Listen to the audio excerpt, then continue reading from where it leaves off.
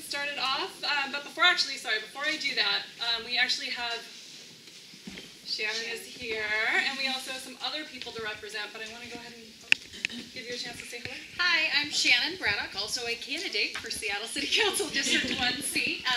Thank you all for being here tonight. I have been about, I don't know how long, do you want me to do a little spiel or how long am I just, yeah. Great. Thank you for having kid activities here tonight. I want to throw that out there. I was able to bring my daughter with me tonight, and that's a big deal. So thanks. Happy to be here and look forward to questions. And if there's anybody else that's representing somebody in another district or people from other districts that are here, or any other groups that are representing any office, go ahead and stand up and go ahead and give a shout out of who you are. Just put your hand up and I'll call on you. Go ahead. I'm Rick Politan. I'm the chair of the 11th Legislative District Democrats. Thank you. I'm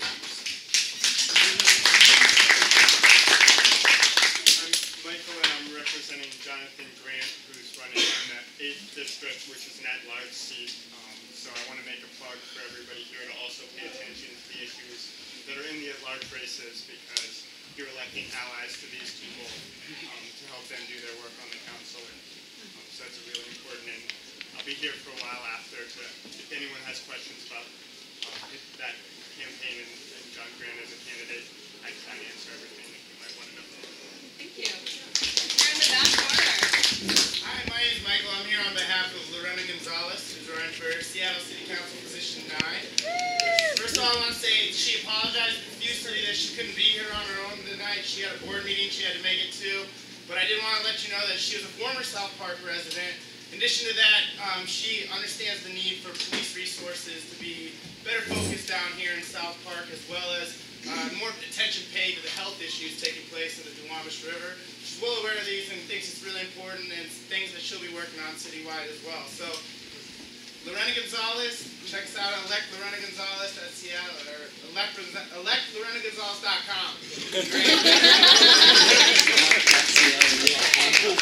Right here. Leslie Harris, I'm running for school board position number 6. I live up in Delridge. I used to be the chair of the 11th District Democrats. I cooked 20 meals in this. Couple of things I want to say. I just came from a 3-hour budget meeting at the school board at the John Stanford Center, which is like my second home. And I tell you what, it's the same old, same old.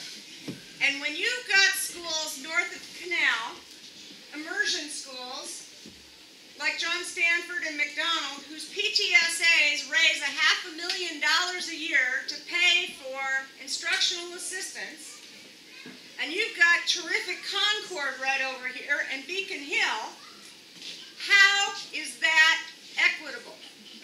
If you think the status quo is okay, do me a favor, vote for my opponent. You want change? You vote for Leslie Harris. Thank you.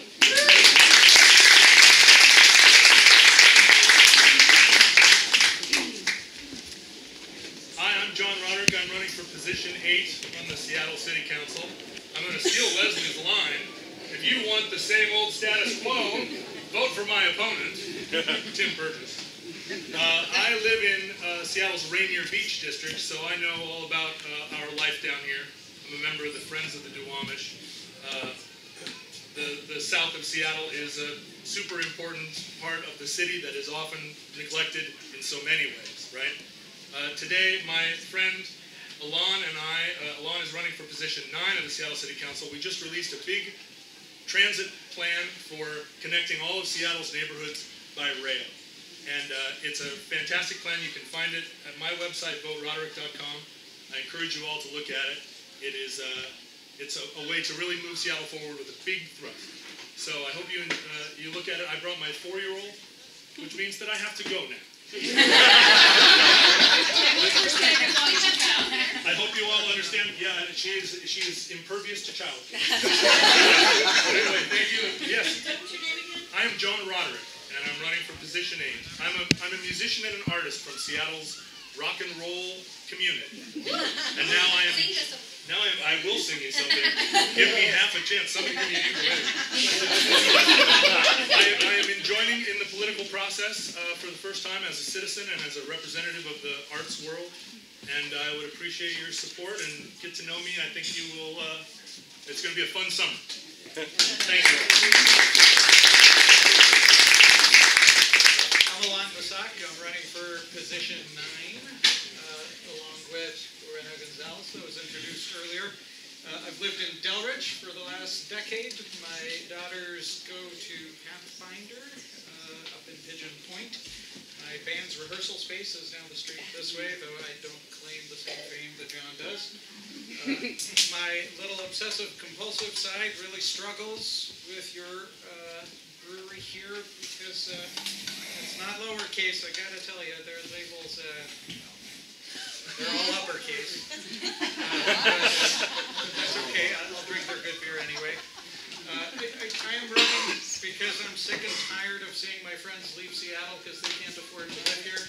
I am running because we need to fix affordable housing, and I think I've got some solutions to it that will do so without destroying us in the process.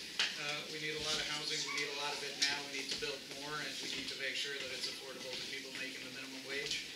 And I am running because I know how hard it is to get around the city, especially living out in this part of town and working up at the University of Washington. I know how hard it is to get up and down the city, and that's why John and I released our plan for municipal rail today. So I very much hope you'll take a look both at our plan and at my website. I hope to earn your vote in August. Thank you so much.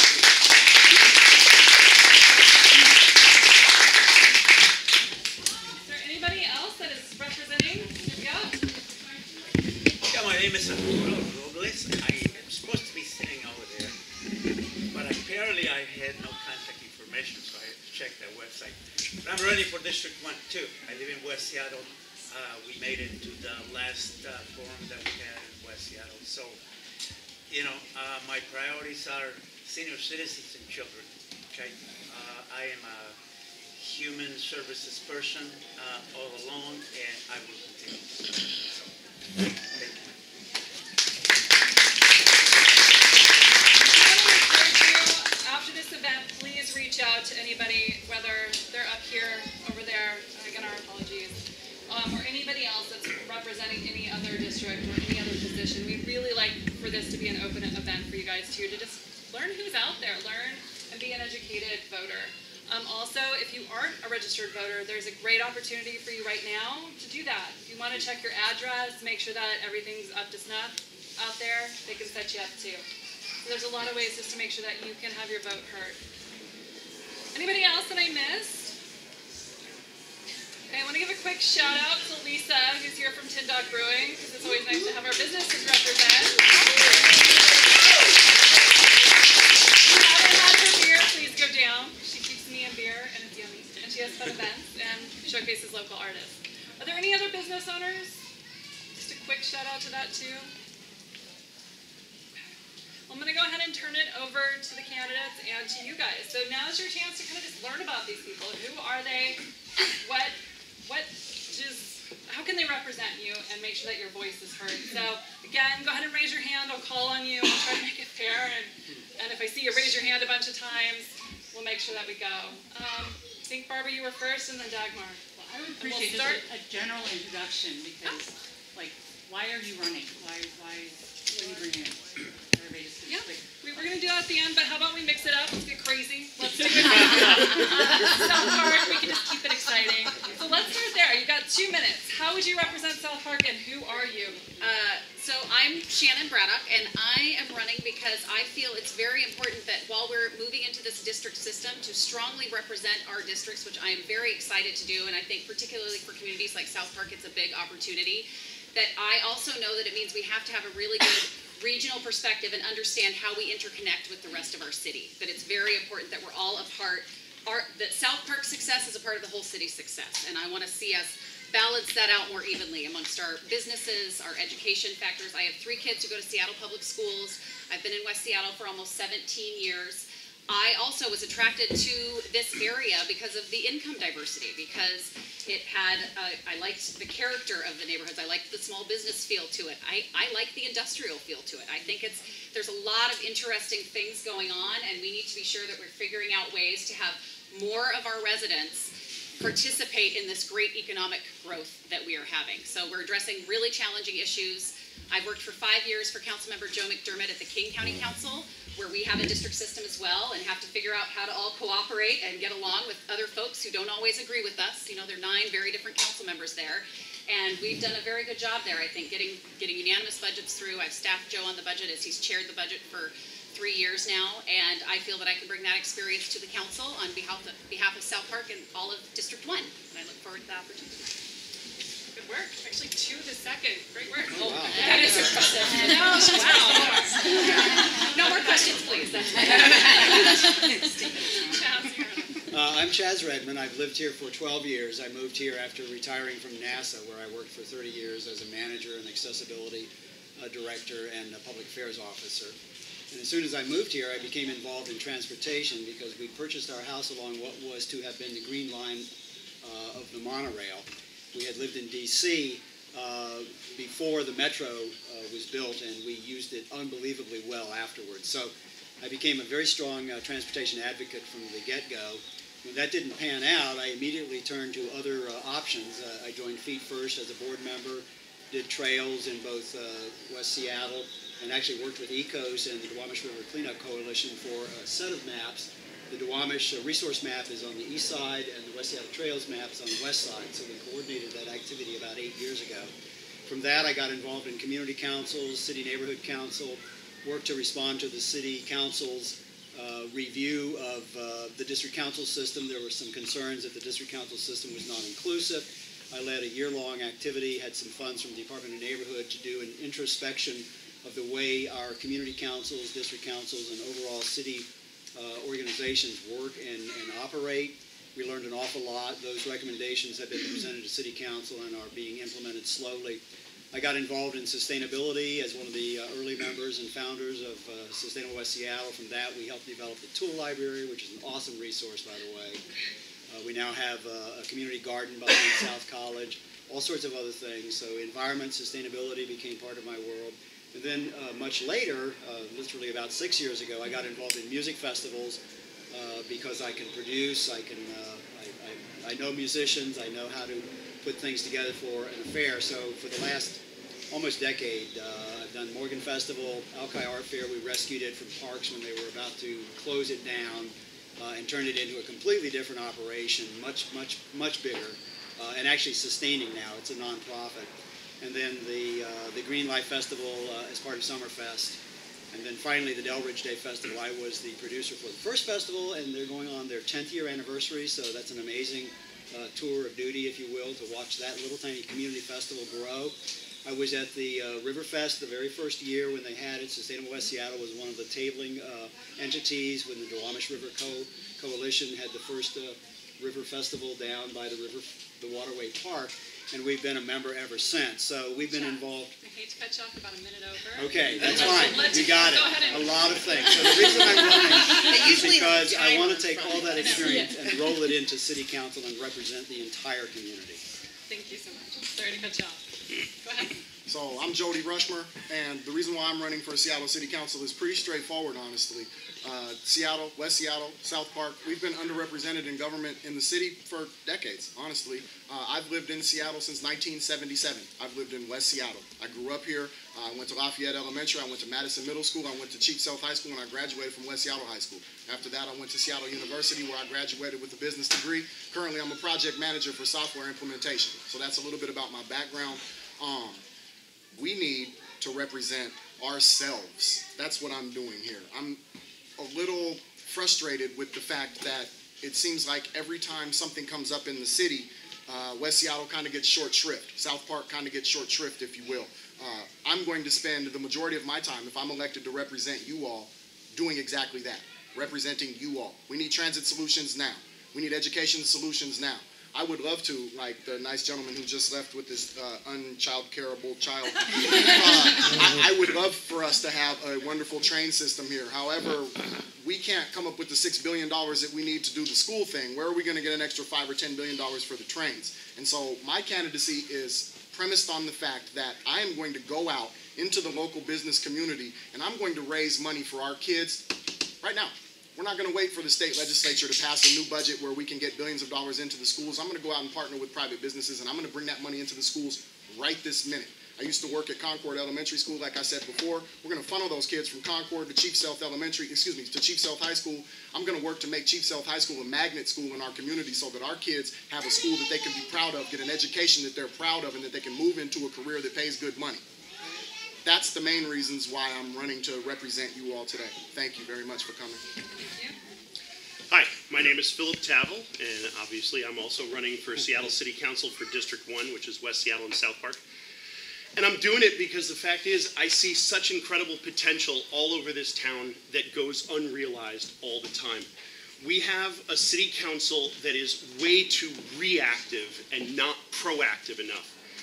And it's amazing. You go back and you look at the voter pamphlets from 2013, 2011, and beyond, and the same issues keep popping up. And the problem is we all agree with the same policies, but we don't change the people. And the whole point about successful government is taking people with different sets of skills and experiences and bringing them to the table. And that's what I want to do. It was funny, last year I actually ran for district court judge. You might have seen my signs around, give the gavel to Tavel. And, you know, I actually learned through that process that, number one, yes, Seattle politics is very dysfunctional because nobody wants to ever point out their friend or their ally for what they've done wrong, and they just silo themselves up and build their own little fiefdoms. And on top of that, I realized that I could do a lot more for Seattle and the city council than I ever could do on the bench. Fact is, I was a teacher for 8 years. I taught physics. I worked at the National Science Foundation in the Division of Undergraduate Education. I started my own video game company here in Seattle back in 2000. We employed over 30 people. After that, that job actually took me to Australia for a couple of years where I opened a store down there, a games and collectibles store. Came back to Seattle, and I actually then volunteered with the Public Defender's Office, the Associated Counsel for the Accused, and I ended up being a public defender for the last 10 years, which I adore. I love dealing with people. I love helping people. But I see the fact that we've got a municipal court system where there's a lot of money that could be saved through creating efficiencies there that could put money back into probation, substance abuse services, and mental health services. What I would do for South Park is I would take this neighborhood and use it as a model for what we can fix in all of Seattle. Bring a bank here, bring a grocery store here, make sure that Concord is supported fully, make sure that the police are here walking the beat, that if you've got a neighborhood where the problem is not the police treating people badly, but the police not being here enough, then I will get them here because I will use my platform on the city council and make sure they're heard and all of you are heard. And that's what I want to do. I want to represent everyone in this district. Thank you. I'm Brianna Thomas, and I'm running for Seattle City Council because I've been on campaign for the last 5 years for a variety of issues.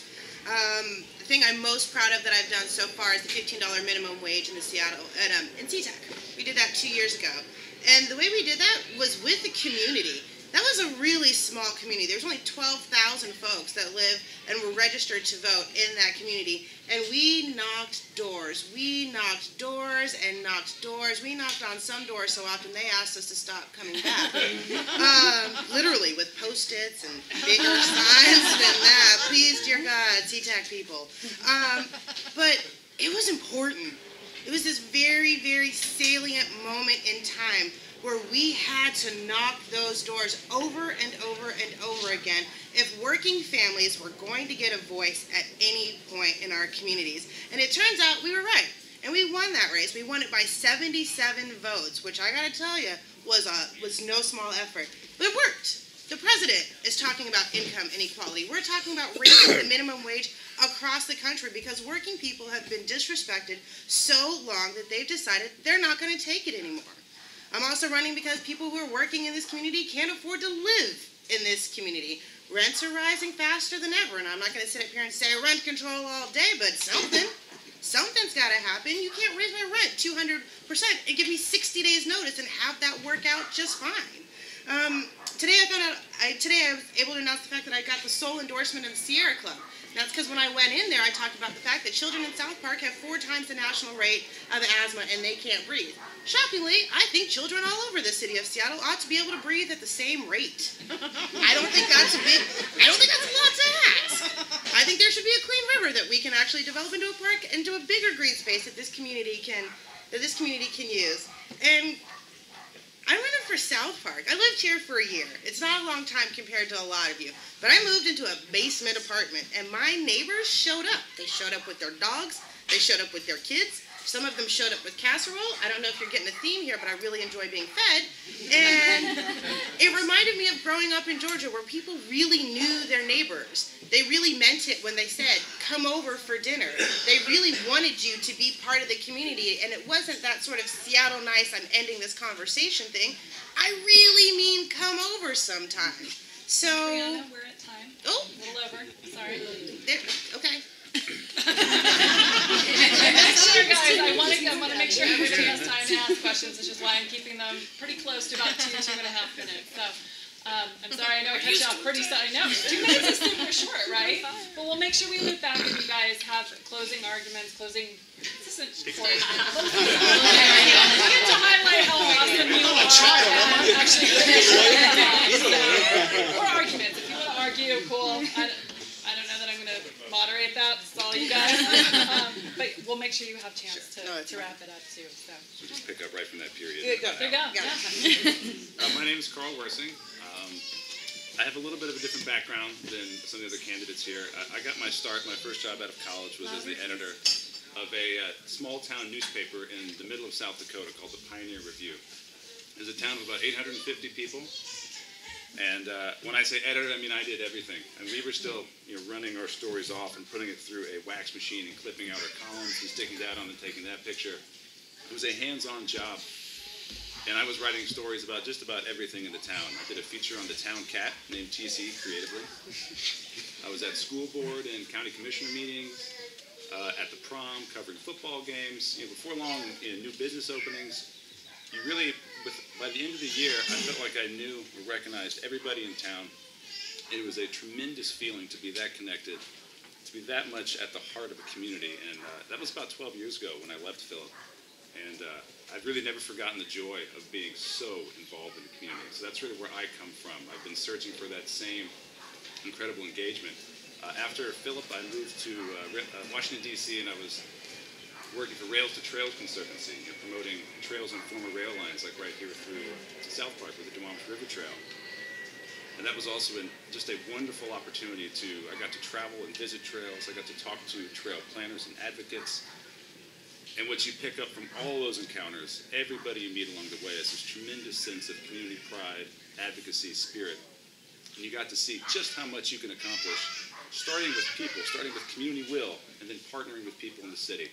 And that's the position I want to be in now, is I want to be the person in the city who can partner with you and help just bring transformative change, starting small but going really big. Just very quickly, I currently work for the University of Washington. Go Dogs! Can't just be me, right? Thank you so much. I'm Lisa Herbold with my fluffy little sign. So I'm running for city council because I want to take a stand for the city to make sure that we do not become a city where only the very wealthy can live. It's the affordability of the city is really getting out of hand, and I think our district really deserves somebody who will take strong leadership to make sure that we do not lose the qualities of our city that mean so much to us, that make us value our city, that make us value our district. My background is as a community organizer. I work currently for Councilmember Nick McCotta. I've been with him for the last 17 years. But before that, I worked as a community organizer, both in low-income neighborhoods as well as a tenant organizer. And your job as an organizer is to get people together and scream like heck when City Hall isn't listening, and to make sure that your needs are addressed. My job working for Councilmember McCotta has been focusing on a lot of those same issues, making sure that people who do not have the ear of City Hall get their needs met. And I want to continue doing that work. Some of the policies that I've been instrumental in helping to pass and implement are things like Seattle's Paid Sick and Safe Leave Ordinance. In 2011, before the passage of this ordinance, there were 190,000 workers in this city who had no paid leave. That is a bread and butter issue for people. If you are out sick for 3 days, that's a week's worth of groceries. Now we got to look at making sure that our good labor laws, like the new minimum wage, like paid sick and safe leave, like wage theft laws, are well enforced. So I'm really excited about making sure that our new Office of Labor Standards is well resourced with investigators and knows that it can't just rely on workers having to call and file complaints in order for these laws to be enforced. That the city needs to actually go out and proactively enforce these ordinances. I'm excited to run because of the new district system. As a community organizer, I really believe that that is a better way to find out what people's interests are, what they care about. And I also think it's a much better way to hold people accountable, hold your elected officials accountable. I want to be held accountable if I win. I want to make sure that I'm addressing the issues and spending my time and my resources on the things that you care about. My background as far as... and I'm going to have to go ahead and cut you. I want to make sure everybody has an equal amount of time. I'm sorry. That's okay. I'm going to be the meanie up here. So now, again, we're going to loop it back at the end. Make sure you guys can do the wrap-ups, really highlight what else you guys really want to make sure. So keep that in the back of your mind if there's any closing things that you want to share. Because I know I gave 2 minutes. It's out pretty quick, super quick. So I'm going to turn it over to you guys because this is why you're here. You want to ask questions. You want to learn about your candidates. You want to make sure that who you're voting for is good. So I think, did you get your, Barbara? Okay, so Dagmar, you have been ready. So we're going to go ahead and ask. And the question will come to Shannon. Shannon, you missed an opportunity to show how much you already had learned about South Park. So my question is going to go to you instead of the other candidates. Tell me what you see as the difference between equal and equitable. Very good question. Did everybody hear the question? That's a good question.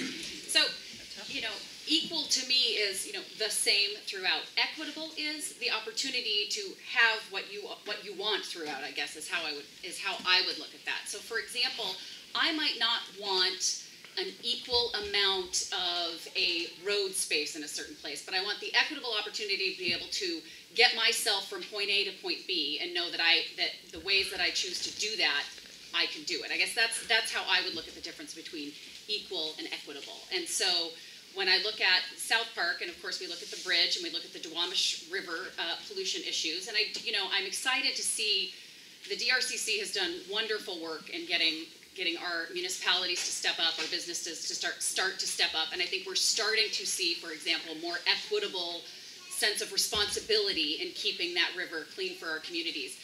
It's certainly not equal, and I am eager to see us move towards even more work there. And the same goes for trying to, for example, do economic development. So not everybody wants an industry in their neighborhood, right? But some people really do, and that's an opportunity that, for example, maybe South Park wants, or maybe we want more startup technology businesses here, right? And we want to be able to have the opportunity in front of us and not have the barriers there so that we can have that opportunity. It doesn't mean we want South Park to turn into South Lake Union.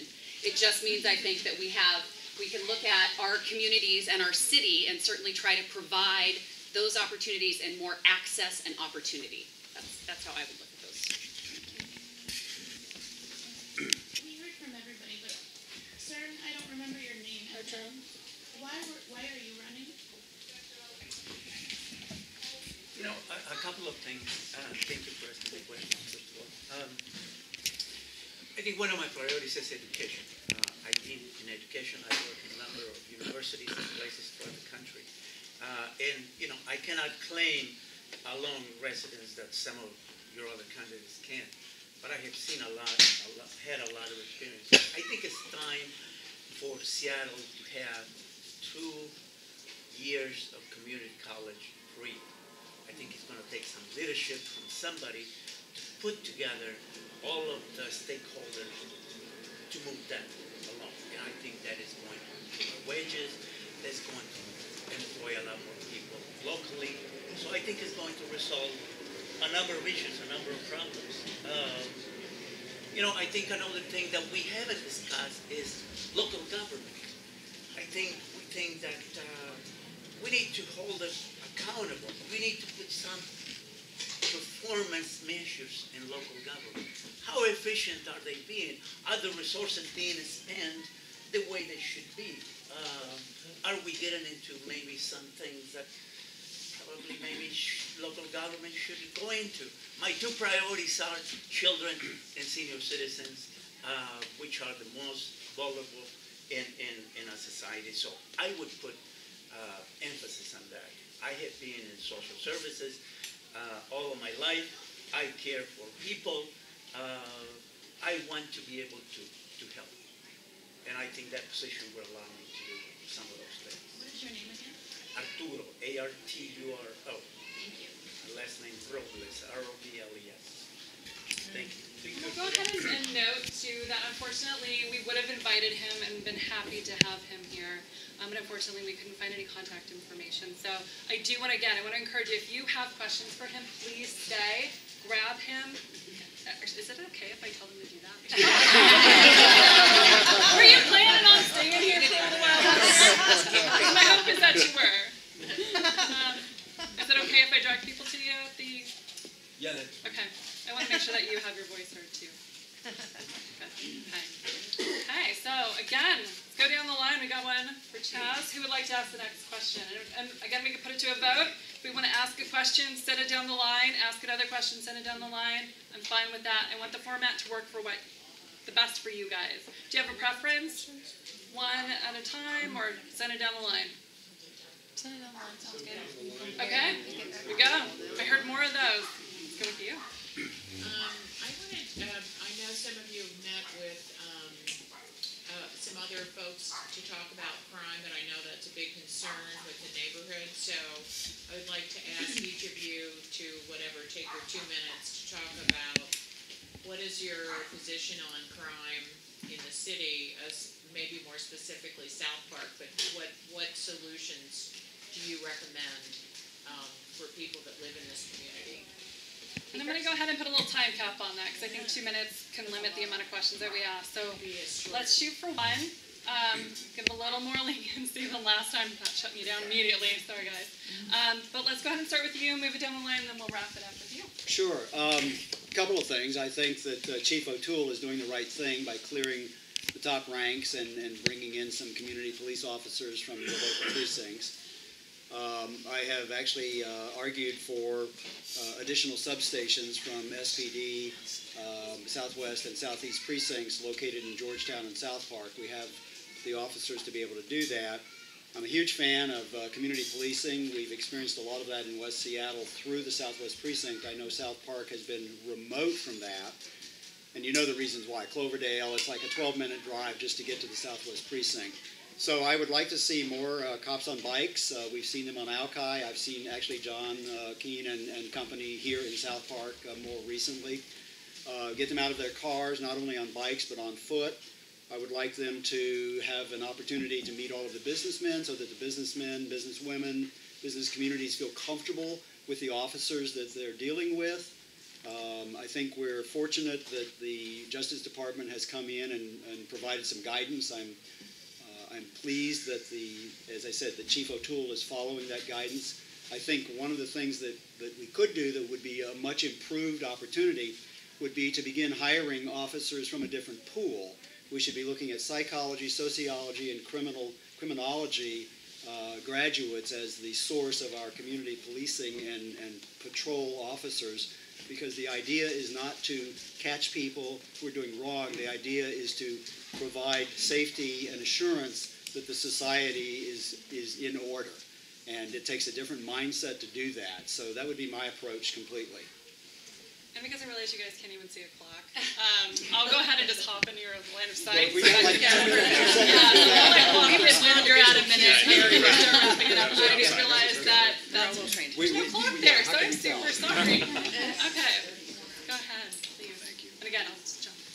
Please, dive in. Throw one of those balls at me. These are hard. I won't do that. So crime is an important issue in our community.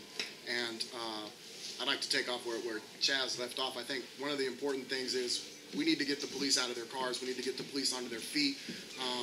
I think it would be nice to introduce them to the business folks, but I'm more interested in introducing our officers to our community. I think that when police officers know the members of their community, I think they're more apt to do a job to serve and protect as opposed to incarcerate as a first reaction. I will say that I just walked through South Park and I saw a police officer sitting in Muy Macho, looked like he was having a nice meeting with some folks in there. There was about 10 people surrounding an officer. It didn't look like a violent confrontation. They were sitting down discussing what looked like very important issues, and that made me feel good. I think that's the kind of thing that we need. I also think, given the distance of the Southwest Precinct, why not build a precinct in South Park? Seems like we could serve areas farther south from here, and then we could also serve this community as well, so that would be something that I would look into. Finally, I'd like to put more police on the streets. I think I've been driving around lately, and I notice a lot of police driving SUVs. It occurs to me that SUVs cost more than cars. So I was thinking maybe if we let them buy cars instead of SUVs, we could get more police instead of more fancy trucks, and that might benefit the community a little bit more. Those are the kind of conversations that you can count on me to entertain with our law enforcement community should I be elected to represent you. Thank you. Thank you. Thanks. So obviously the last 10 years I've spent as a public defender, and before that I worked for a couple of different prosecuting attorneys, so I've got a pretty good understanding of the crime issue. And I think one of the things we have to do to fix that is we got to put money back into probation, substance abuse services, and mental health services. As I can tell you from going to prisons, to going to our jails, to talking to my clients, to talking to the police, those are the biggest problems. We've taken the probation off the street, so you can't go after people that are reoffending, and you can't deal with that problem. And the truth is, we have incarceration that's really about housing the mentally ill, and we're not dealing with the problems. And so if we're able to deal with those three major issues, probation, substance abuse, and mental health issues, we will do a lot to clear up the streets. You add on top of that something like getting the police out of their cars and onto the streets, you will change the situation. Years ago, before I moved here, there was a murder on Alki Beach, and within days, the police rolled in a couple of their big units with the bicycle cops up and down, and they cleared it out. And I've talked to a lot of police about that they support that. South Park is a perfect situation where you could come in, you could put a community office or a substation down here, increase the number of police, and you would clean this area up incredibly quickly. I think the fundamental problem is trust. I don't trust police. They don't trust me. It's as simple as that. As everyone's mentioned, let's get them out of their cars. Yes, let's get the police out of their cars, but they're not going to get out of their cars unless they trust the community, and the community is not going to welcome them unless we trust the police. So maybe we start having interactions with police officers with our children when they're younger that aren't punitive, that aren't initially negative, that aren't people having their rights limited. So maybe we start with a spaghetti dinner. I'm glad they're at Muy Macho, and I think that you ought to give yourselves a round of applause, because apparently the rate at which the police come to South Park is limited, and maybe you've hollered just enough that they got the message. Thank goodness for campaign season. Right? We'll be real together. But I think that's one of the fundamental things. I also think that we can work with the Policemen's Officers Union during their negotiations to prioritize local hire. I think there's a real challenge when you've got people coming from outlying communities into our communities that don't have the same values and priorities that we do, that don't know how we all move through South Park or move through the city. And then there's an othering that happens. It's not my neighborhood, it's not my block, I don't park my car there at the end of the day. So you're someone that needs to be controlled, you're someone that needs to be detained. So I think that just shifting the culture and the paradigm and being honest with each other about the fact that there's a fundamental distrust between the community and the police, and the fact that it goes both ways right now, that's the problem. And I'm not glad that the DOJ had to come in here, because that lets us know that there was a huge problem and we're on par with Detroit. And you still have a couple seconds left. I was making up for earlier. I would build on what really everybody has said here. I think it's going back to when I was in South Dakota. You had obviously a very small town, but you saw police cars parked in a home after hours when they were off duty. You knew where your officers lived. Highway police, the sheriff, you knew them. I think that is such a huge connection that can't be lost. If you have a problem, you want to be able to think that the person who's coming to help you knows your neighborhood, lives in your neighborhood, shares in exactly the same concerns, the same ideas you have.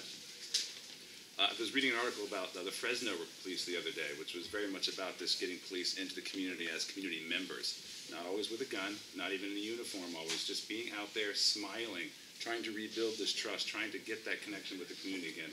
I think that's such a wonderful way to break down that crisis of confrontation and really just introduce them as what we are. We should be neighbors. We should have police in South Park who live locally.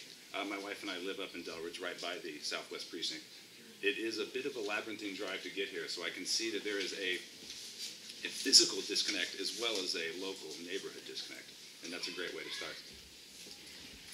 So I believe that responsive policing doesn't only mean having visible policing, but it means a commitment to policing that is free of racial bias.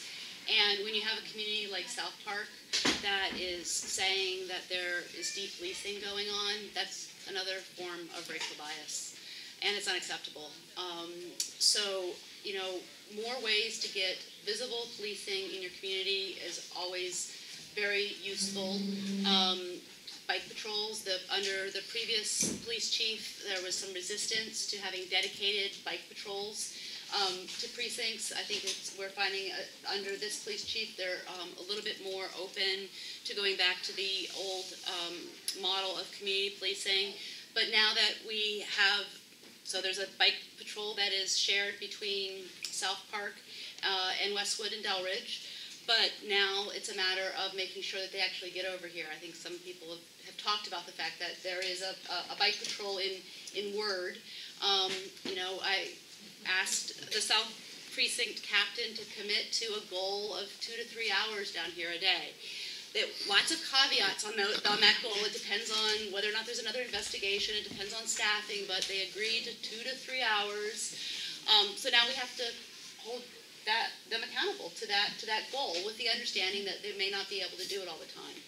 So that means your eyes and ears in watching.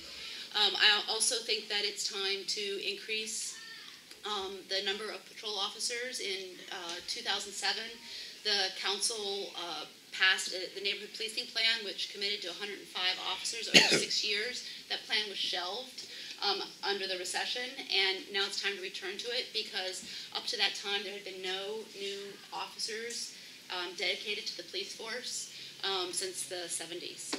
So we need to get back on track with that.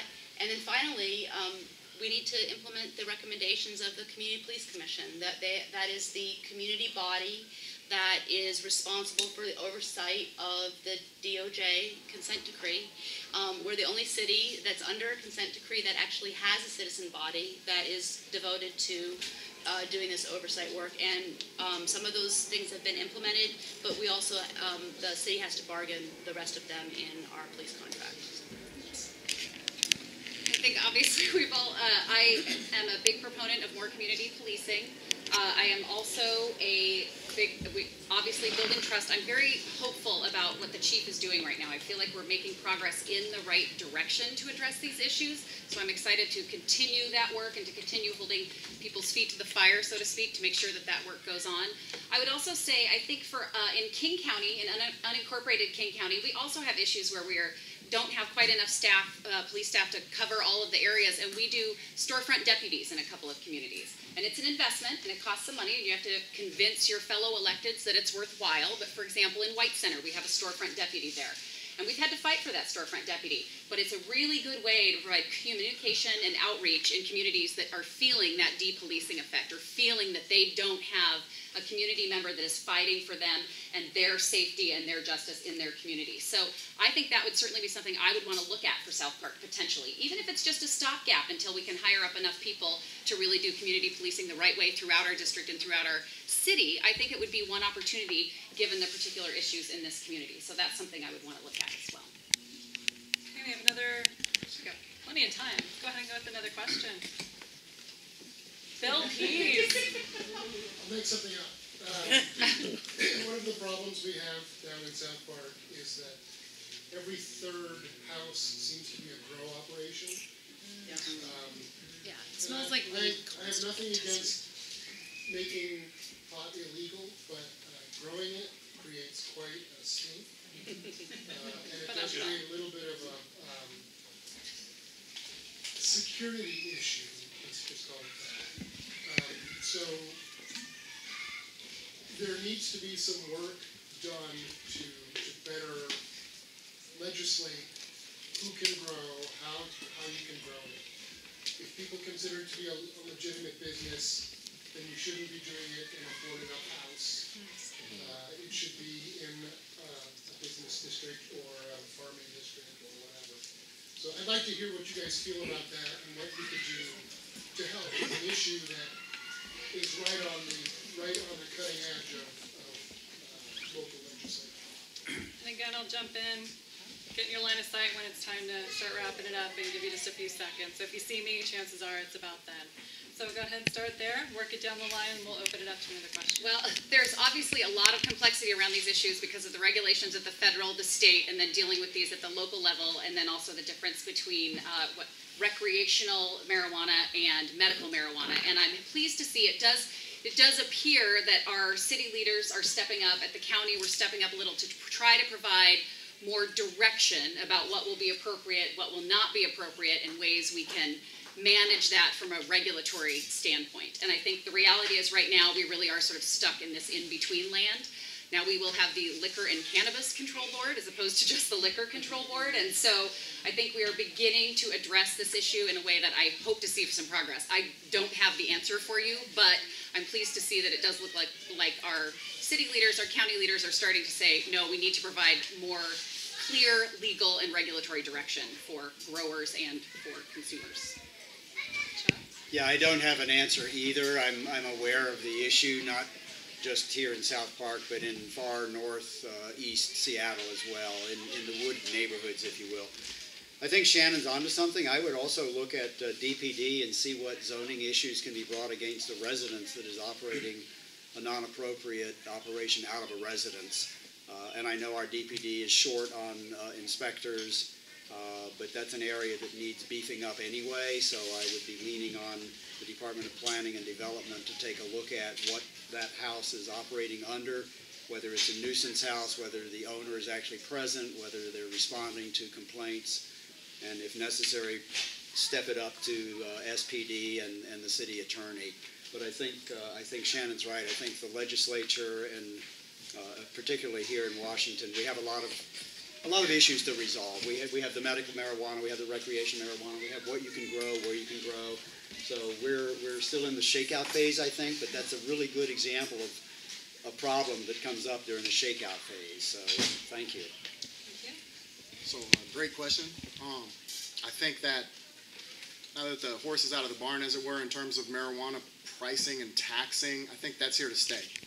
When we start to see what those monies look like on the budget, I think that is going to continue to grow.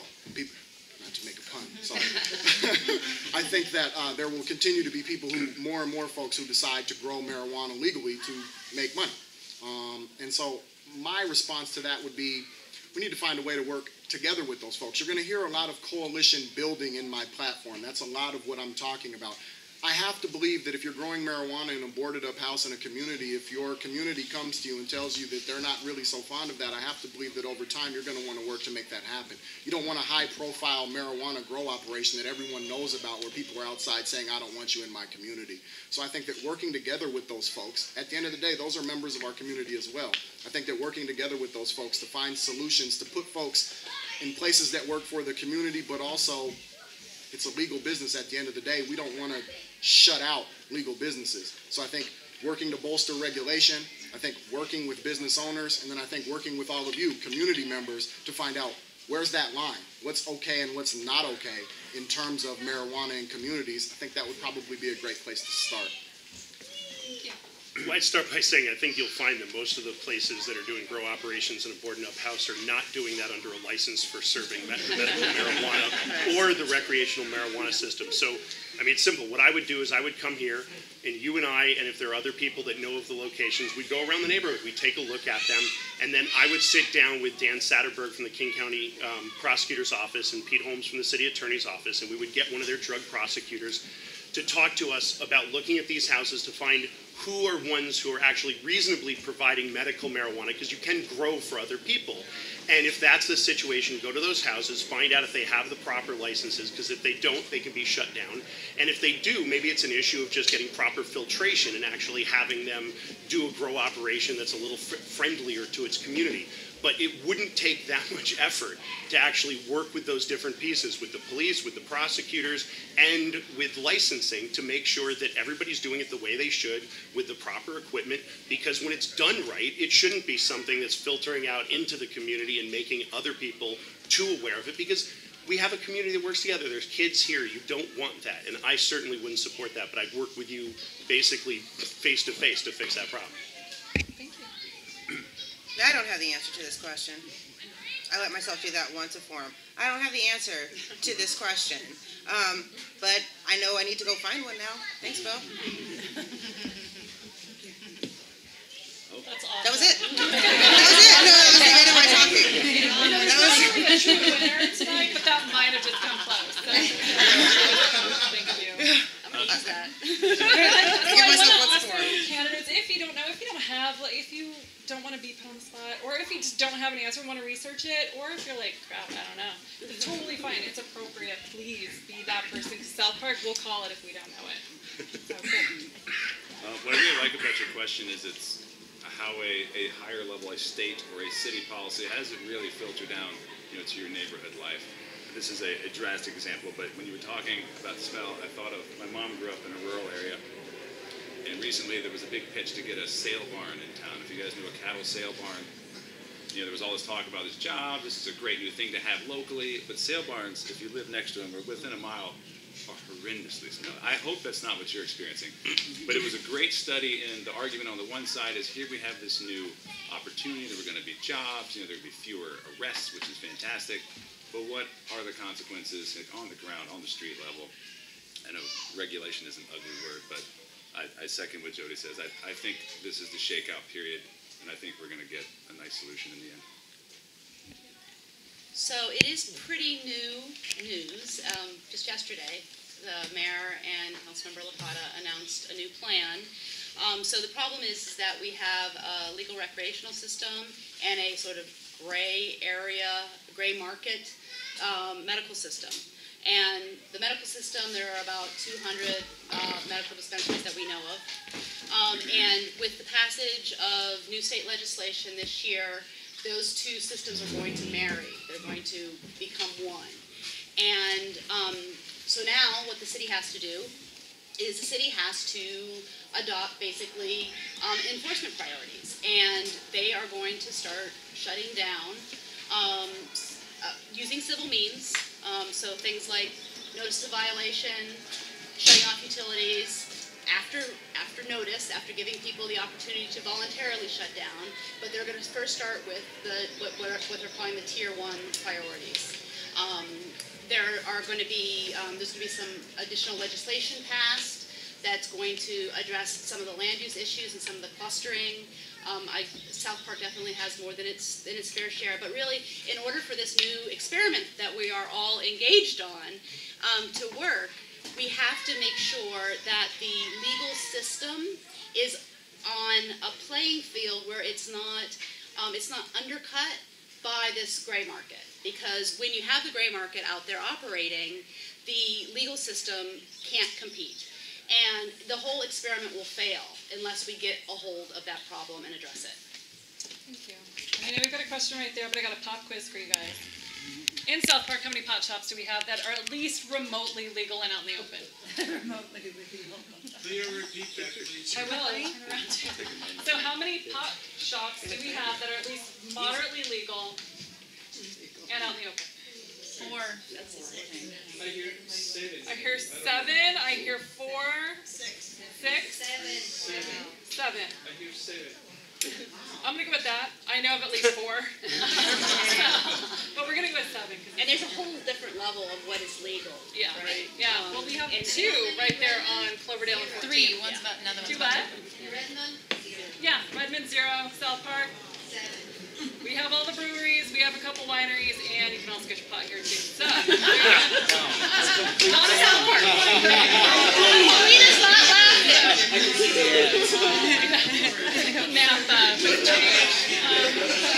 Sir, you had a question, and you've been actually waiting. My question is the same as Bill, and I'm agreeing with him. I've been here for more than 25 years, and I never saw too many business damage our children or our kids. And I don't know how the city or the law allow to that kind of business to stay or open even closer to the schools, closer to the bus stops of the kids where they take the bus. Yeah. And the worst thing is that just in a small area, there is 3, 4 of them together. I said, how you allow to do that? You are supposed to create laws or regulation or things like that to prevent all kind of that situation, you know. So I don't know who's gonna win or who's gonna, run for what. The only thing I want is do something for our neighbors. Don't allow to establish. I know we need to be diversity, and I'm agreed to have 1, but not 7. I was too happy. much. I was happy because, the little exchange gun, and then our neighbors start getting better. But now it's getting worse because many gang members is coming to take that path. Because they say it's recreation, they say it's medical, but it's not true. They sell it for everybody. They're selling it to our youth. Yeah, they're selling for everybody. So I don't know, you need to wait until the system changes, but I think we as neighbors can do something.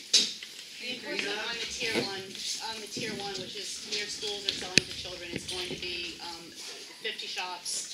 A couple of them I know of at least are located here. It's going to be, I think, pretty quick. So what I want to encourage, because I think this is a conversation that can go on for a long time. I think it's very heated. I think people have emotions on both sides. If this is your passion, if this is a concern, if you don't want to see pot shops in your community, or you do, it's totally up to you. I'm not here to say either way. I want you to talk to these guys. Get their opinion. Let them know your vote. Let them know your voice and why it's important. So I definitely want to direct specific issues. There's cards for you guys, I believe, at that front table too. So the conversations don't need to stop right here. I want to make sure that you guys have those ongoing ways of communicating. We've got phone numbers. Arturo, we're going to make sure to get your contact information out too, because I want, if anybody wants to get a hold of him, I want that opportunity as well. So again, I'm going to table this one because I think it in itself is a forum.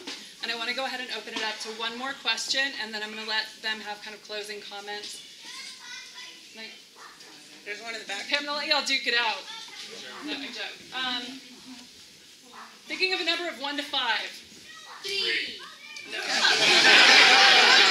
Okay, you know what? Let's both go. We'll make it work. So we can talk faster. They're on it. They're up for the challenge. We can do 30 Paulina, seconds. let's go ahead and start with you, William. We'll close it up with you. Make them good, guys. No pressure. My question was more related to what have been your efforts to get to communities of color? We have South Park, a very big population of Latinos, but also other immigrant and refugee groups. And I want to hear from you guys, what have been your efforts? And if you could do a couple of items that you think affect us the most with this. Whoever wants to go first.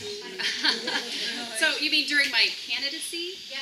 So frankly, during my candidacy, it's just been going to different communities, community meetings, going to the places where communities of color are gathering. My daughter is Asian, and so I've spent time also with the Asian Pacific Alliance folks. I have been here in South Park at the community meetings here in South Park, not to introduce myself and talk about what I'm doing, but just to listen and get the feedback from the community as well.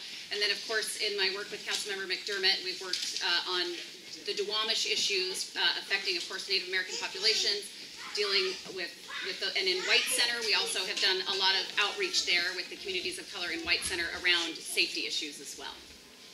Thank you. So for my campaign, I have been attending a series of Department of Neighborhood and Northwest African American Museum seminars on the impact of white privilege so that I can understand my position vice others and to try and step in. As a city neighborhood council chair, I also worked with the Asian immigrant group using them as translators when we had the opportunity to do that. And if elected, I would have somebody on my staff that was multilingual for exactly that purpose. I think involvement is key. At the end of the day, I've been going out, I've been speaking to minority communities, obviously, because I am African American myself. That's an important issue for me. I think being more inclusive is probably where to start. As I look around today, I see a lot of folks that care about their community. However, in doing my research on South Park, I also see a large absent portion of the community. And so I think reaching out to disparate parts of the community and getting input from everyone is going to be key to whoever becomes the next Seattle City Council person for District 1. And so I would make that a baseline of my candidacy, and if I was elected, I would do the same things. So I've done a lot of work with the East African community in the Rainier Valley, and as well with the Vietnamese community and the Hispanic community in Burien through my work as a public defender. And one of the things that I really want to see happen is one of the things I talked about last year running for district court judge is we need to work with places like this, cultural centers and neighborhood centers, and provide more programs that are multilingual. And so that people in these neighborhoods can find out what services are available, what they can do to get things from the city, what things they can do to get more involved. And I think by providing those things and a lot more information, whether it be online or in paper, at libraries, cultural centers, community centers, to all different languages, you're going to start engaging people. And, I think there are a lot of other talks, like getting the municipal bank up and running in Seattle, where you could go and find people in immigrant communities, that you can find ways to get them scholarships to go to graduate schools. There are a lot of things we can do, and I think we don't do a good enough job in Seattle in general of engaging immigrant populations. Thank you. As I mentioned earlier, I'm working on a South Park doorbell day that I'm trying to pair my regular team that, they love doorbelling, with people who, they really do, they're amazing, with people who actually speak the language. I found that on other campaigns, it doesn't work unless we know what we're talking about, and direct translation isn't necessarily a cultural translation or a sincere translation from history and tradition and the way community works together. So you can't just, I think I said this in another form, you can't just pop a document into a Google Doc and hit translate and have that actually come out and be culturally competent. Is that baby okay?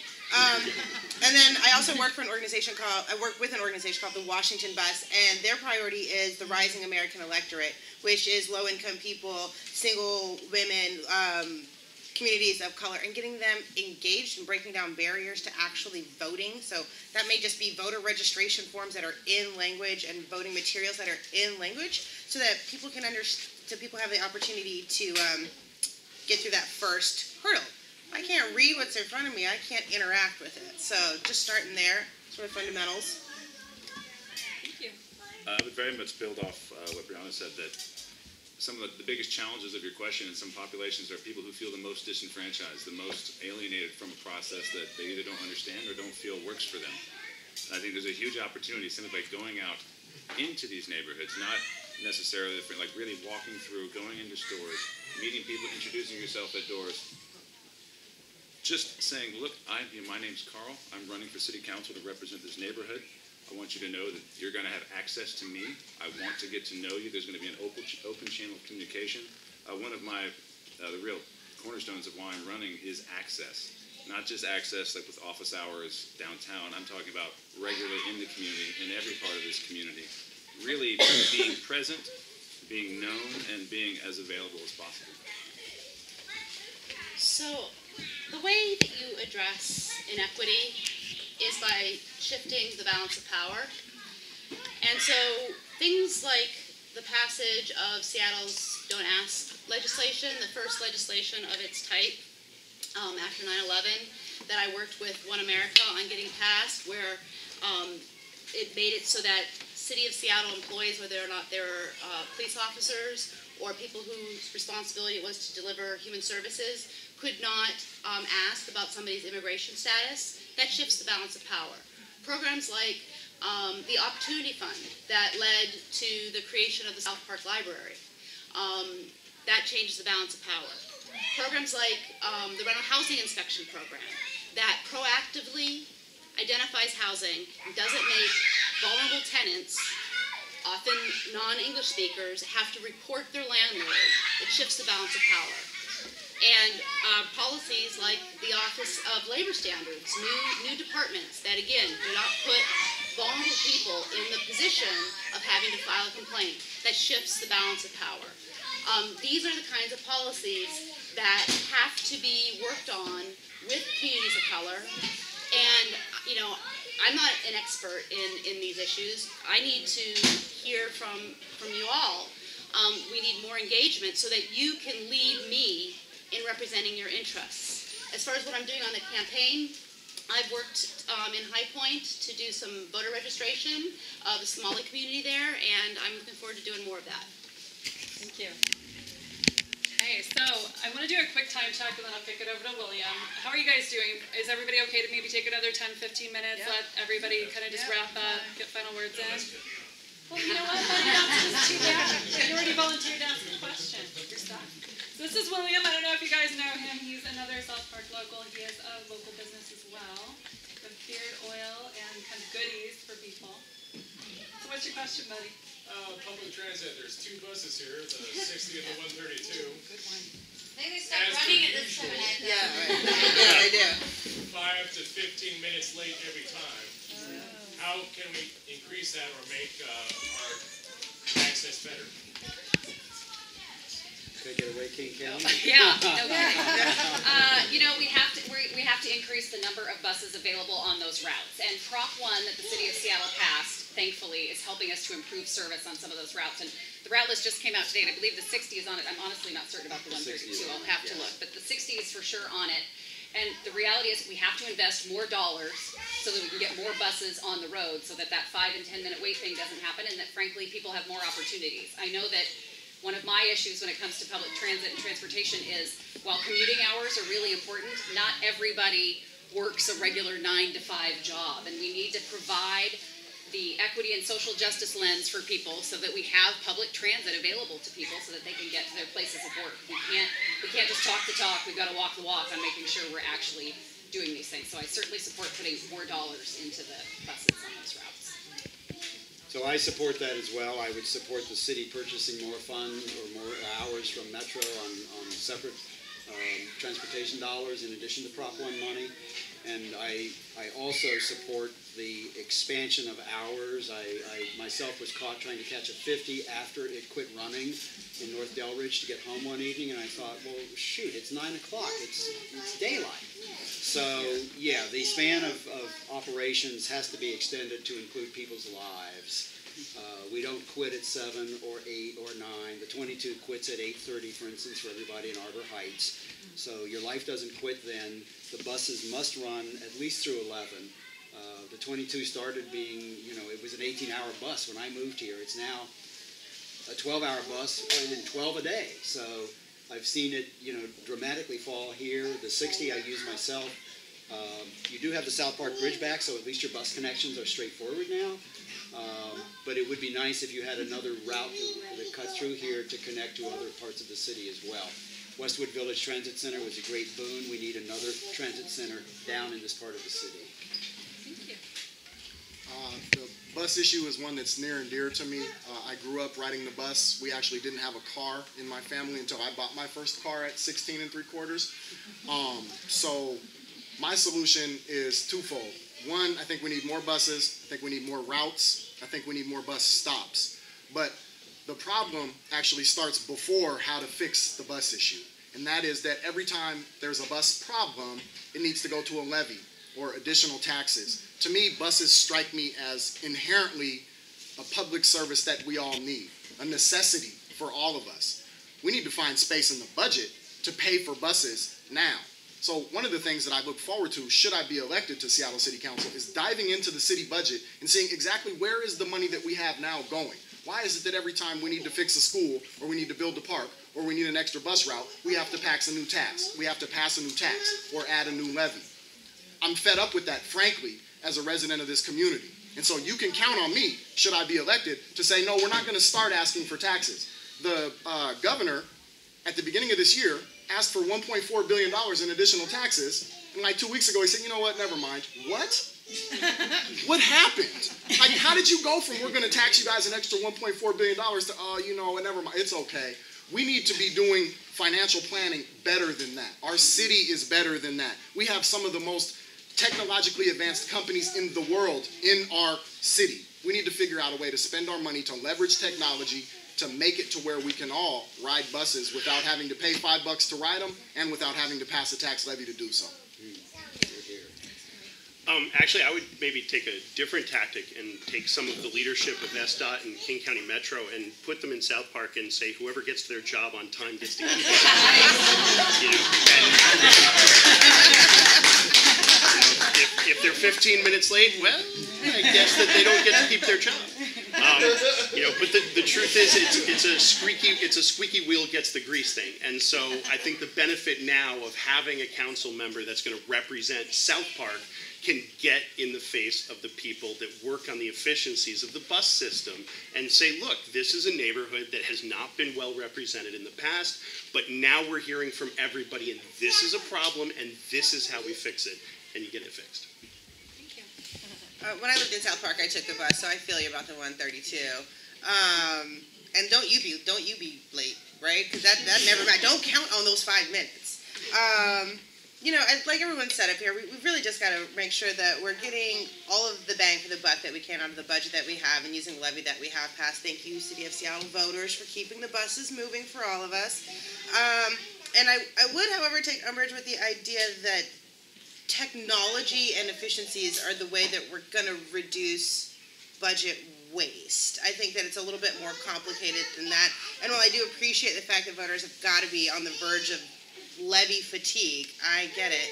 I don't think now is the time to pull the rug out under the working families that are relying on those taxes that you're so generously giving us to get to and from work and to get to and from the grocery store. I totally agree. Everything going on here is more buses, better hours. A couple weekends ago, my brother, who lives on the north side of the city, we're very committed to bus service, and he wanted to bus all the way down to join us at 10 Dog Brewing for a fantastic afternoon. I think it took him an hour and a half, and he showed up a bit frazzled, but calmed down pretty quickly. And the same thing, I used to bus to work from when I lived in Green Lake, bus to work at UW. And now here, I've tried a couple times to take the bus all the way to UW across the city. It's just not feasible. It's too much of your time to expect, and it must be the same frustration you feel here. You talk about equity, it is not equitable to be expected to give up 3 hours of your day on a bus commute. That's not equitable. That's just far too much time you should be spending on your own life, on your own family. And the same thing, I agree with the hours. I've lived in cities where bus service or even rail service cuts off at 9 or 10, and all of a sudden it's as if you can see that last crowd waiting to get the train or the bus, and sometimes that bus doesn't come. Then you have a stranded pool of people, and you're really cutting them off from everything. You're cutting them off from venturing out to other neighborhoods. You're cutting them off from evening work. It's absolutely vital to invest in it now, and it needs to be done aggressively. So lots to talk about what we need. Yes, we need more bus routes. We need more buses. I take the 131. Pain. It doesn't come very often. It's often late, and it's always full. So yes, it's agreed. As a city council member, your job is going to be being a member of the Transportation Benefit District, and one of the responsibilities of that body, which is basically just the council, is to safeguard the use of our Prop 1 dollars to make sure that hopefully that they are best invested in service. That's where those dollars need to go. They need to go into enhancing service. You know, I sort of made a promise to myself that I wasn't going to bring up old council votes on this campaign trail, but I have to make an exception. Let's just remember that we cannibalize our Metro dollars for the South Lake Union trolley. Yep. All right, those dollars, those hours that are supposed to be going to our bus service are going to the South Lake Union trolley. And we have a lot of other trolley lines that are going to be coming on board, and we need to make sure that that doesn't continue to happen. So we've lot tonight. We've covered transportation, we've covered pot, we've covered safety, we've covered a little bit of race. And that's a nice start, but again, you guys have a really awesome opportunity to reach out to these people, figure out what they're going to do for you. That's where this kind of starts and leads to. So really, again, want to encourage you guys to reach out to these guys. Every single one of them, I'm going to go ahead and just call this out. It's been a really amazing campaign. Usually you see mudslinging, you see grumpiness, but these guys have actually been pretty awesome to each other. So They're actually all good guys. yeah, that's a good sign. When they're not jerky to each other, you know they're going to be good to you. So feel free to reach out to them, ask them questions, pick their brains. That's what they're here for. So again, I can't say it enough. I think we've got some really amazing people to choose from. So make sure you're going into this well educated. Yeah, it's super hard, right? Laura's calling it. This is going to be a rough time trying to figure out who's going to be holding our hearts and our city and our district. So, but again, you're not going to go wrong with any one of these. And Arturo, who's back there. So again, whoever you choose, you know you're going to have a good one. So I want to go ahead and turn it over to these guys. I'm going to give you another 2 minutes, and I want you guys to have that chance to sum it up. But actually, Arturo, I'm going to start with you. I'm going to give you 2 minutes. I know you weren't on this formally, but I still think it's fair, and I think some people were saying that they wanted to hear you. So I want you to come up here, please. And then just go ahead and if you don't want to, I'm sorry, you don't have to. But I do want to give you that.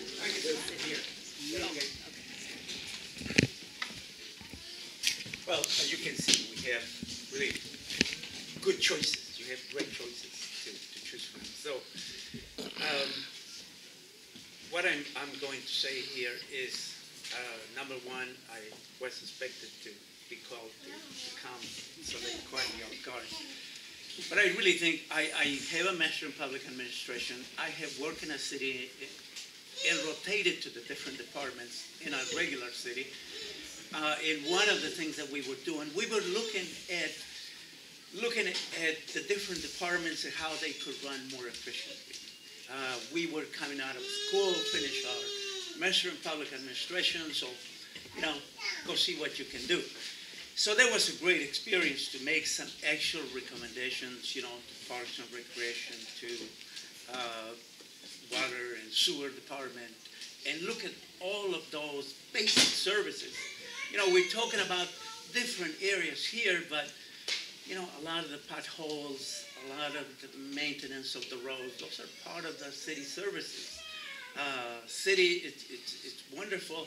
I think a city needs to create an environment that people enjoy the places where they live, and not only that, but also facilitate businesses and to make sure that efficiently we provide licenses, permits, whatever people need to get their businesses going. One of the things that I want to see here is, I know that the city, one of the priorities that they had made is to ensure that contractors hire locally.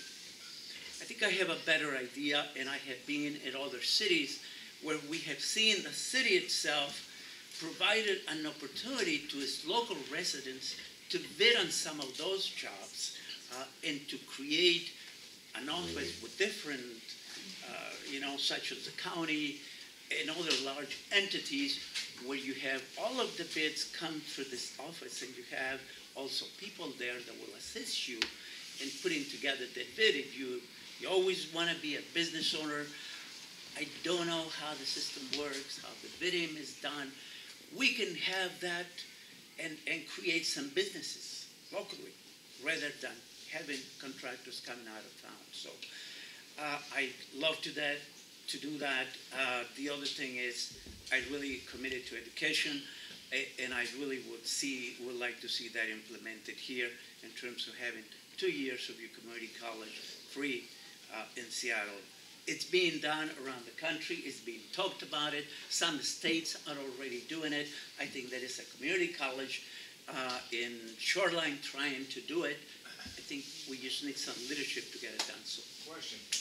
Thank you. We're going to go ahead and hold questions. I want to make sure all the candidates can get through, and then we'll loop back if there's time, because I want to make sure. Oh, okay. Just to clarify what he said. Do I understand you correctly to say 2 years of free community college? Right. Is that what you're proposing? 2 years. Yeah. First 2 years. Yeah. Thank you. It's a good point. If you need anybody to repeat something, holler at me.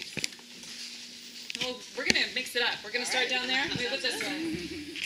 So I think our district deserves somebody who has a lot of experience in City Hall, knows how to get things done. I know the ways that City Hall works well, and I know the ways that it doesn't work so well.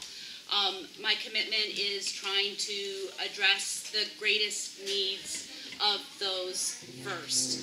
Dagmar earlier asked about equity, and Shannon did a fine job answering it, but to put a finer point on what equity is, equality is just like spreading butter around evenly. Equity means that you're tending to the greatest needs first. It's, it's like recognizing that some areas have less police resources than others. It's recognizing that some areas have less bus transportation than others. It's recognizing that there may not be enough open space in some areas and addressing those needs first, prioritizing those needs. That's what equity is. That's what my campaign is about. My career has been built on addressing the needs of people who don't have the ear of City Hall. That's my commitment. That's the work I want to continue doing, and I think that's what our community deserves. Thank you. I just want to say I'm excited. I'm excited to be going home with beer in my bag. I'm just excited to be feeling the energy and the positive spirit in this room. I don't want to compare South Park to a city in Oregon, but in thinking about today and spending time in South Park recently, I thought a lot about Astoria. Astoria is on the waterfront, if you haven't been there, along the Columbia River near the mouth. And in the 90s, their waterfront was completely overgrown with blackberries, and there were industrial spaces that were totally inaccessible. Locals would tell you, you can't even get to the water. Here you're thinking you have this tremendous public resource in your community, something that can really define the personality. Couldn't even get to it. But a group of citizens in the mid-90s paired up with some city planners and some other interested partners, and they completely transformed in the span of 10 to 12 years. So now there's a 5-mile trail that runs along the waterfront there. It connects grocery stores. There are about 2 breweries and a distillery that have opened up. There are new restaurants. If you walk there now, there's also a little trolley that runs up and down where a group of citizens have, with their own money and time, refurbished. They bought something in New Mexico, had it shipped up, refurbished it, and they'll now ding ding up and down for $1. They'll ride you all you want up and down. That waterfront is so vibrant, it's so alive, and I just feel like this South Park has a tremendous resource here, not just in its people, but in its location. It may not look like that all the time now, but it's there, and I would just be thrilled to help realize some of those visions. I'd like to thank all of you for making it this far. Some of you have been here for about 3 hours now, right? I guess I mean this long in the program. Obviously you care deeply, and I think that I know I appreciate that, and I'm assuming that we all do, that you're that interested in what we all have to say. Thanks for inviting us. I am just going to take my minute to invite you. One of the questions on the prep sheet we got is, when are you going to be in South Park next? So making sure you're not just here for today. I'm going to be in South Park on Sunday at the Machinist Hall from 1 to 3, where I'm going to have my kickoff. And I'm doing everything I can to source from businesses just here in South Park. I would love to see all of your faces there. And I get to have it there because I'm the solely endorsed candidate from the Machinist Union. And I know that they know your neighborhood because they're a big, big part of it. So come on down. And if memory serves, you're also backed by a local band. Is that right? Fluffer.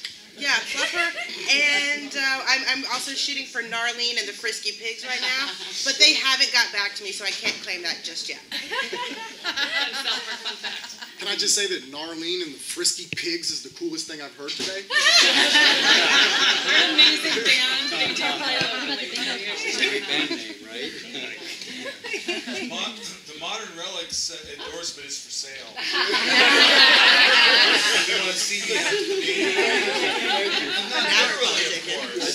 saw your lyrics. Now the floor is definitely open.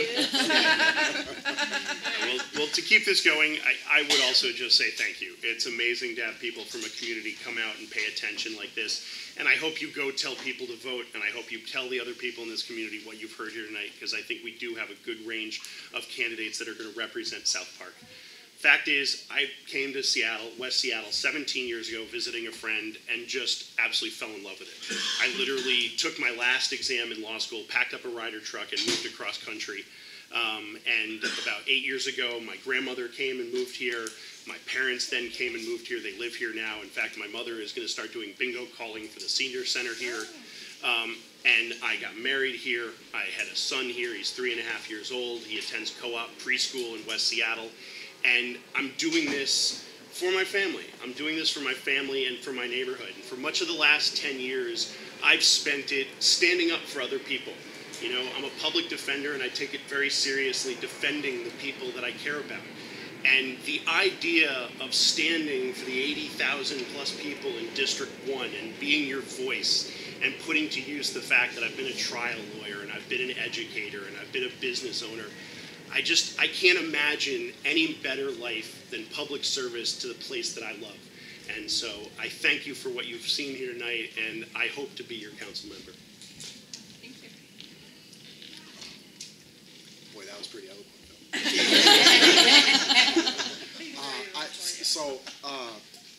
Philip's right. I mean, it's a great place to live. It's a great place to live. I've been here for a long time. I've been here since 1977 in our district, and this place means a lot to me. And frankly, what's important to me is making sure that we all, together, have a voice here. I think that it's been too long since that's been the case. I think that, for whatever reason, our needs, wants, and wishes as a community have not been heard by the city at large. District 1, as many of you certainly know, this is where Seattle was started. The city of Seattle was founded in our district. It feels odd that we would be an afterthought. And so my sole purpose in running is to give all of you a voice, not to forward my opinions, not to thrust what I think is best onto the community, but to get out into the community and to find out what's most important to you all. And I can promise you, if elected, I will work tirelessly for the next 4 years to make sure that that happens. We will come to know each other. I will be in your neighborhoods. I will be in your businesses. I will be in your schools. And I will be working for your kids. I will be working for your grandparents. I will be working for all of us to make sure that this community, District 1, is someplace where we all want to live and raise our children and retire someday, hopefully. So again, like everyone else said, thank you all so much for spending the time today to come out to see all of us. I look forward to meeting many of you afterwards and in the future. And remember, August 4th, vote early, and if you have to, vote often. Thank you very much. Well, I'm a compulsive do-gooder, and my strengths seem to be community building and thinking out of the box for solutions that people find attractive once they've discussed it for a reasonably long period of time, but not the Seattle process period of time. And I'm running basically because I was tired of the city, the failure to provide reasonable transportation to, in, and around West Seattle, South Park, and basically the entire city. I'm tired of the disequitable distribution of resources, assets, and debits throughout the city. And as Lisa pointed out, equity is a word which covers almost everything that you could think of. And in final summation, I'm tired of the city not doing due diligence. We have a huge number of projects for which the obvious failure point was imagined but never prepared for. And my experience at NASA, my experience at the Park Service, and my 12 years here, deeply embedded in the community, have given me some strengths in how to ask the right questions. I've been in front of council many times, as some of you will know, and I'm actually very good at diving deep into complex documents. So much like Jody, I would love to take the budget apart, sit down with people, and find out what we're actually doing with the money that we're paying. So I'm running basically because it's the next step up for public service for folks like us, frankly. So as I mentioned, I've been a resident of District 1 for a long time, and I'm raising my 3 kids in the District 1 community, and South Park is a really important part of that community. I want to say in my day job with Councilmember McDermott, you know, we've done a lot of work here at South Park when you all have been appropriately and legitimately really frustrated with things that have happened, with things like the bridge closure. And when you come to this community to talk about those issues, you know what always happens? you guys don't stand there and scream and complain and talk about how screwed over you're getting by the rest of the city. What you do is stand up and participate and try to help find solutions. And I think our district does that better than probably any district in this city. And I would be really, really proud to be a leader representing that kind of work for this community and all of the communities throughout District 1. I spend my volunteer time doing things like I've served on the board and volunteered, of course, at the West Seattle Food Bank and at Westside Baby Now, really trying to do work that protects our most vulnerable citizens, because I want to be proud of this community that I live in, this community that I'm raising my kids in, and I want them to stay here, frankly. I've got 3 of them. I'd like a solid 1 or 2 to maybe stick close by. So I'm excited about this work, and I do believe districts really give us that opportunity. At the King County Council, we often get phone calls in our office because they don't know which Seattle City Council member to call, because they're all at large, and so it's hard to know. And now we all are going to know, and I would be really proud to be that person who got that call, who helped to fix these problems that we're facing, and helped to find really good solutions to really share our economic growth that we have here and make our communities, all our communities, more successful. So thank you all for being here tonight. It's always really great to come to South Park, and not just for the really great burritos and such. So that is it. I want to go ahead and give a warm welcome and round of applause to these guys.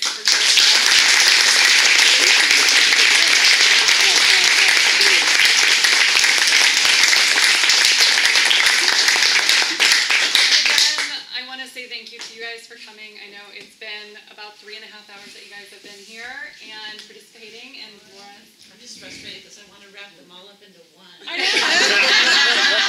that's your next mission. Technology. That's a good problem to have, right? Yeah. We'll see. We could just replace the entire council.